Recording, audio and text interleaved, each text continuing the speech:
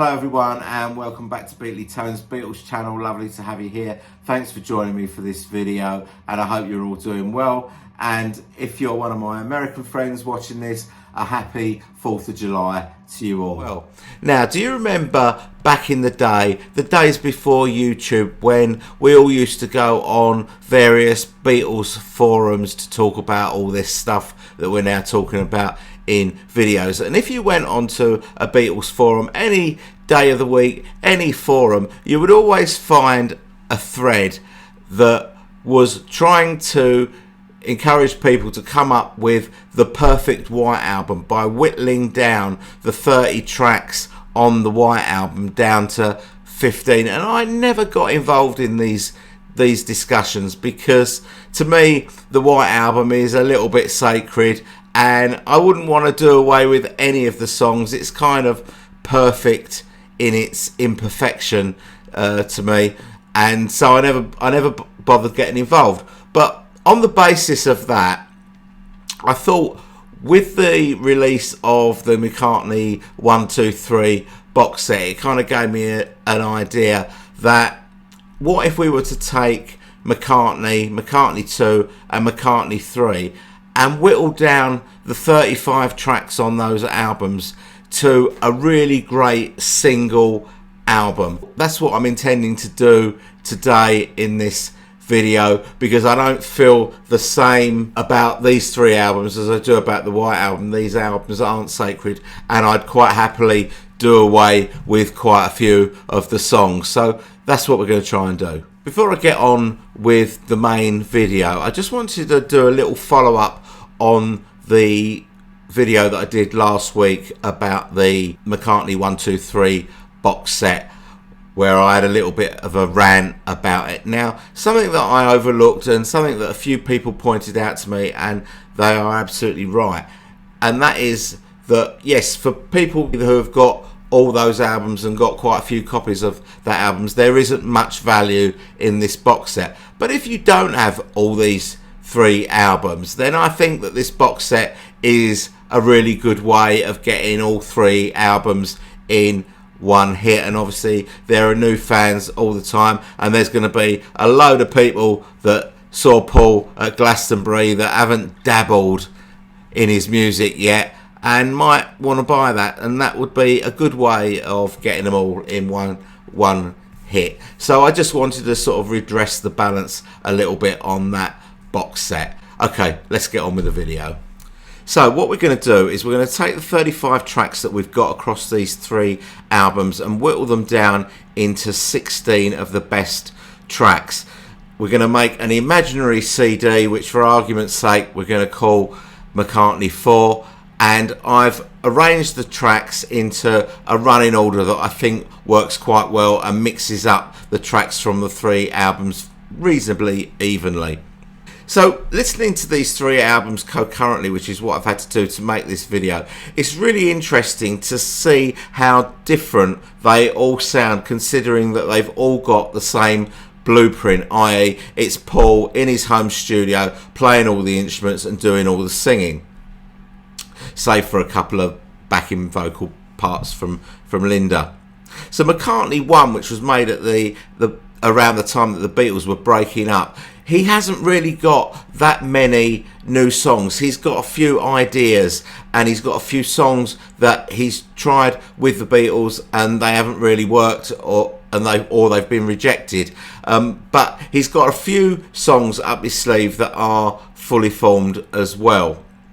The album has got a very homemade feel about it, and it's kind of lo-fi, and by that I don't mean it doesn't sound good, because it does, but what I mean is that he recorded it on a 4-track Studer recorder with no mixing desk, so he had no sort of VU meter, so he didn't know what levels he was recording stuff at, and he was using one microphone.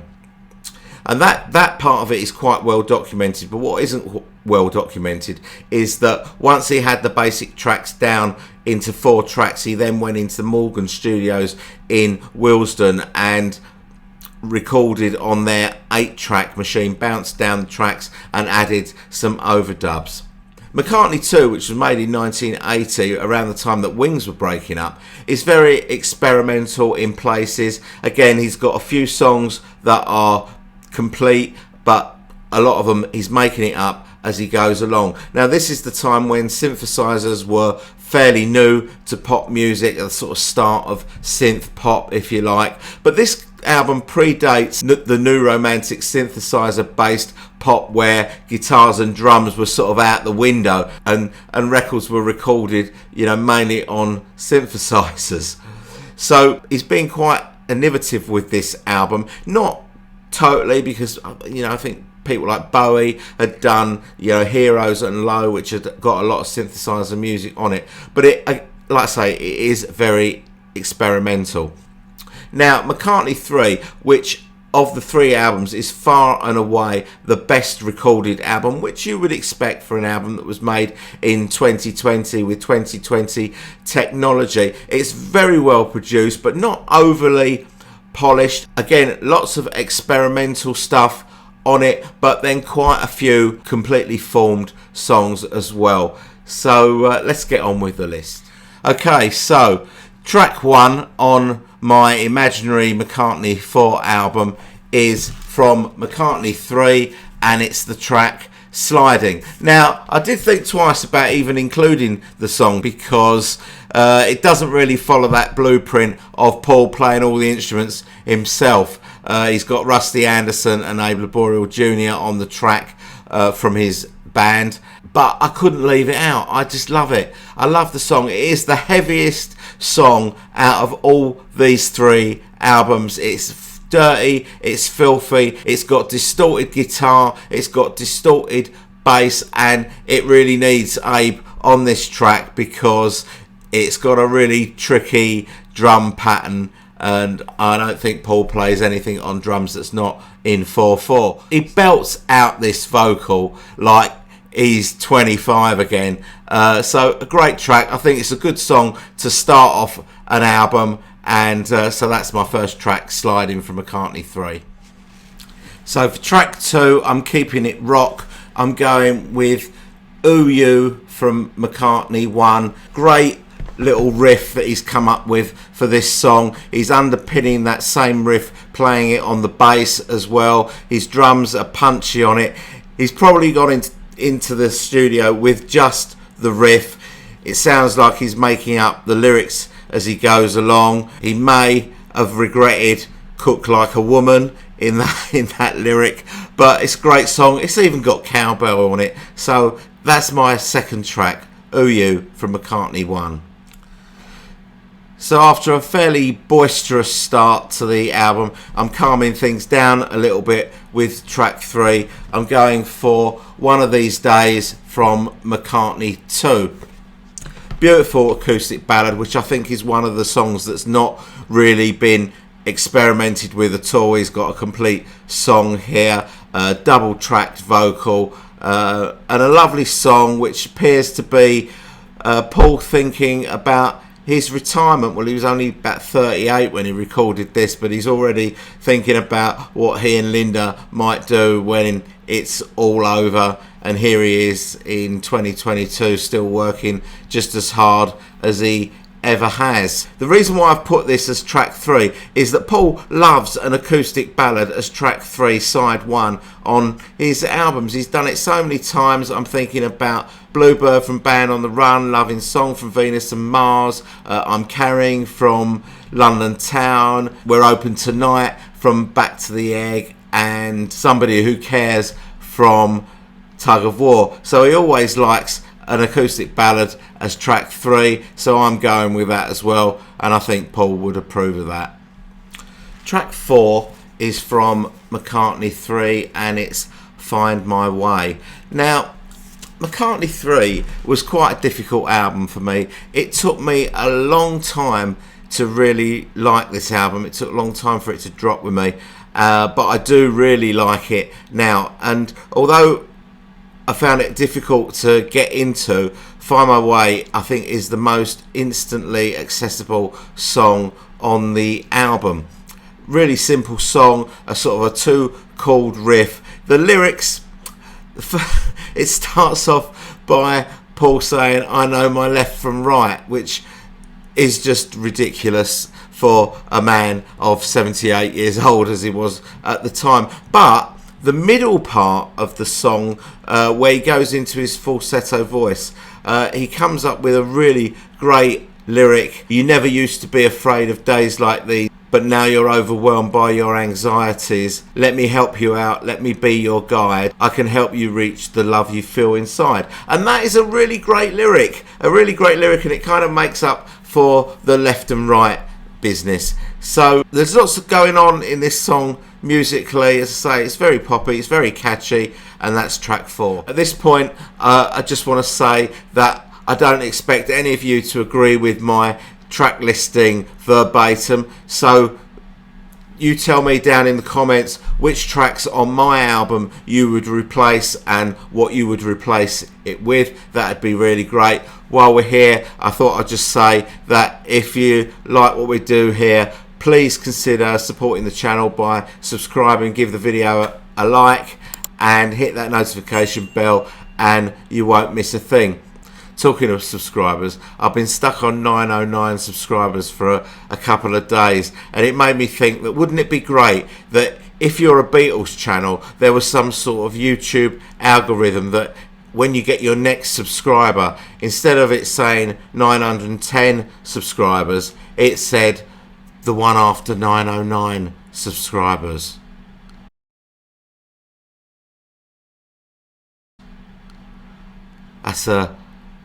That's a Beatles related YouTuber gag. Well, sort of gag. A gagette. Oh, please yourself. Right, back to the list. So for track 5, I'm going for a song off McCartney IV, Every Night. Fantastic little acoustic ballad. Obviously no experimentation on this whatsoever. This is a complete song, and 2.5 minutes of pure McCartney. So that's track 5. So track 6 comes from McCartney III. Now, when you see the title Lavatory Little written on the back of a sleeve, you'd be perfectly within your rights to think the worst. But this is a great song. It's a real stomp rocker. I think it's got shades of Wings. I think it would fit really nicely on Back to the Egg as it goes. Now, the big question is, who's it about? Now, Paul said he would never say who it's about, but when you look at the lyrics, you think that she's a winner when she's cooking you your dinner, but she's really moving in for the kill. I mean, this is definitely not about Heather Mills. So, you know, I don't know who this is about. And then there's that other bit. You think she's being friendly, but she's looking for a Bentley. I mean, it's definitely not about Heather Mills. I mean, it's about a gold digger, but it's definitely not about Heather Mills. Of course it's about Heather Mills. Who do you think you're kidding, Paul? Track 6, Lavatory Little. For track 7, I'm throwing in a bit of a curveball. From McCartney II, I'm going for Dark Room. Now, this definitely is an experimental track. It's just sort of synthesizers, a bit of drumming in there, but fantastic bass. It's creepy and it's seductive, and it's even got that sinister little laugh at the end. And I can't really put my finger on it, but I've always really liked this song, so I'm including it in my little best of the McCartney DIY albums. So number 7 is Dark Room. Let me show you to my dark room. So track number 8 is back to McCartney 1, and I'm going for That Would Be Something. Now, I really love this track. This is definitely an experimental track. He's making it up as he goes along, and there's not much to it lyrically. But what I really like about this song, apart from it's got really great bass in it, but what I really like about this song is what he does with the drums, and he's really mixing it up all the way through. Sometimes he punctuates with a cymbal, sometimes he gets a pair of drumsticks and punctuates with that. That would be something, it really would be something. and sometimes he just does the drums vocally. You know, that would be something, and I just think that just sounds great. I don't know whether he was just, you know, as he was working through the song, he was vocalizing the drum part that he wanted to put on it, and when it came down to it, when he got on the kit, he couldn't quite pull it off. But it sounds great, him doing it vocally anyway. So definitely an experimental track, and I think this is the sort of track that is really the essence of what McCartney 1 was. So track 8 is That Would Be Something. We're halfway through the list. What are you thinking so far? So next up is another track from McCartney 3, and it's the song Seize the Day. Now, this is a song that I didn't really care much for quite a long time, but it's really grown on me. It is really a great pop song, very catchy indeed once you get into it. It's got a little bit of a faux pas lyrically, the thing about Yankee toes and Eskimos turning to ice. Then it's got a really poignant lyric as well. When the cold days come and the old ways fade away, there'll be no more sun, and we'll wish that we had held on to the day. And I don't know if he was talking about lockdown with that lyric, but it is quite powerful. And this song has got a really nice descending guitar part that I really like as well. So Seize the Day is making my imaginary McCartney 4 CD. So track 10 is from McCartney 2, and it's my favourite track from McCartney 2, and it's On the Way. I just love this song. I've never ever got bored of this song. It just sounds so great. It's so minimal, great bass, great guitar in it, and vocals that are drenched in echo. It's probably the most bluesy thing Paul has ever done, and I just love it. So that's track 10, On the Way. Track 11 is from McCartney 1, and it's Mama Miss America. Now, I'm not really a big fan of the instrumental, to be honest. They always sound like unfinished songs to me, or songs where they couldn't be bothered to write any lyrics for it. But I really love this one. It's really in two parts, and possibly it's even two songs put together. So it starts off as a kind of an upbeat piano-led song with pulsating bass. Then we get a little drum interlude in the middle, and then it goes into a guitar-based instrumental. Now, the two parts don't really bear that much resemblance to each other, but both are great. It ends at the end with sort of flourishes on the piano, where he just seems to be running his fingers down the keys, a bit like John did with his elbows on I'm Down at Shea Stadium. No idea why it's called Mama Miss America. If anyone knows, put it down in the comments. I never really know why any instrumentals are called what they are, because there doesn't seem to be any reason for it. But I love this one, and this is my song 11 on the album. So next up, I've got another track from McCartney 3, and it's Women and Wives. Now, this is another song that has really grown on me, even since I did my review of McCartney 3 back in November last year. I think I gave it 6 out of 10. This would be an 8 out of 10 for me now. A piano-led ballad, very philosophical lyrics, really great lyrics. In fact, one of the best lyrics he's written for many a year. I love that term, chasing tomorrow. I really love that couplet, when tomorrow comes around, you'll be looking at the future. This is a great song, and quite rightly, it should be on my CD. So that's Women and Wives from McCartney 3.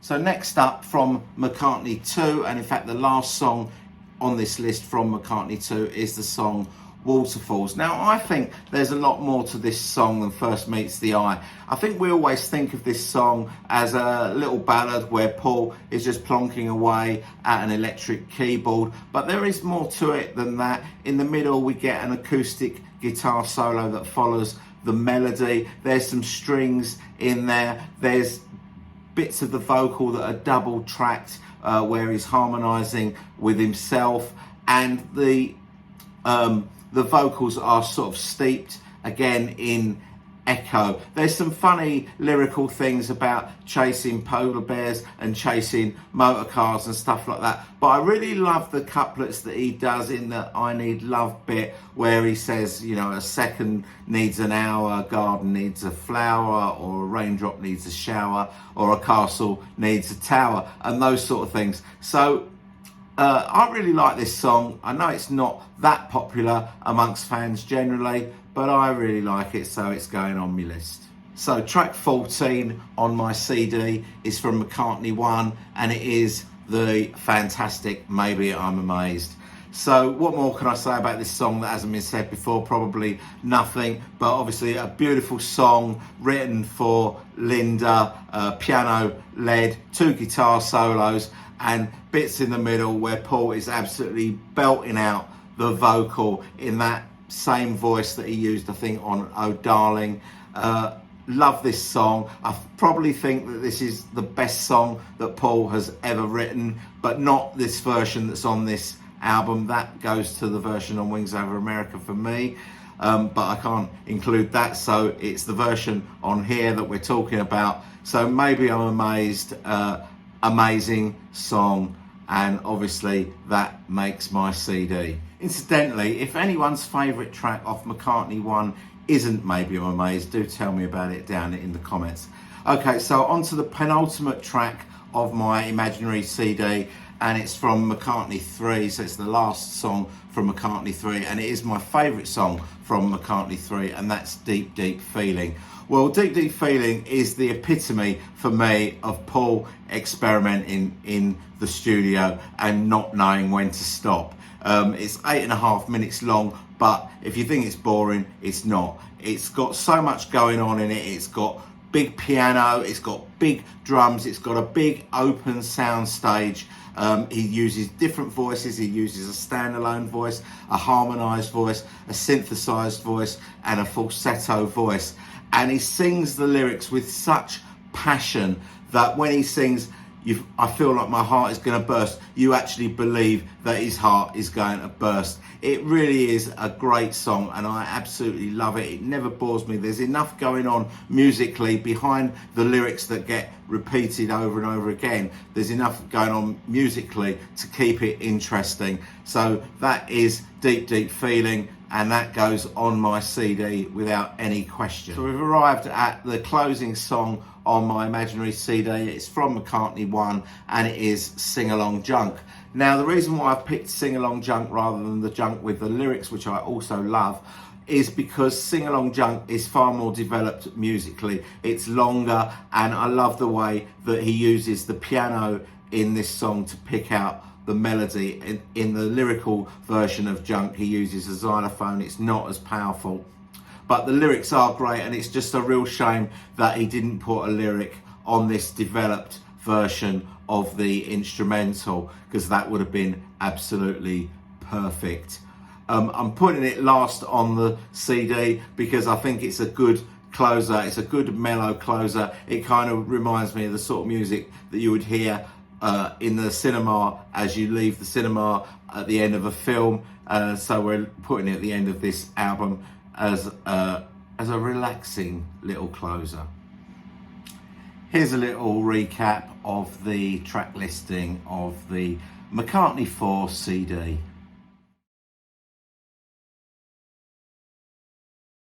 So that's my 16 best tracks. Now, I know what you're thinking.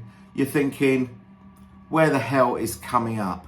Now, it's not that I've got anything against Coming Up as a song. I've just got something against Coming Up on the McCartney II album. It's tinny, it's speeded up. I just really think it doesn't sound its best. You could give me any live version that we've had of Coming Up and it would be on the album, but obviously I can't pick a live album because it's not on McCartney 1 or McCartney 2 or McCartney 3. So I had to leave it out, and that's the reason I'm sure many of you will include it in your track listing.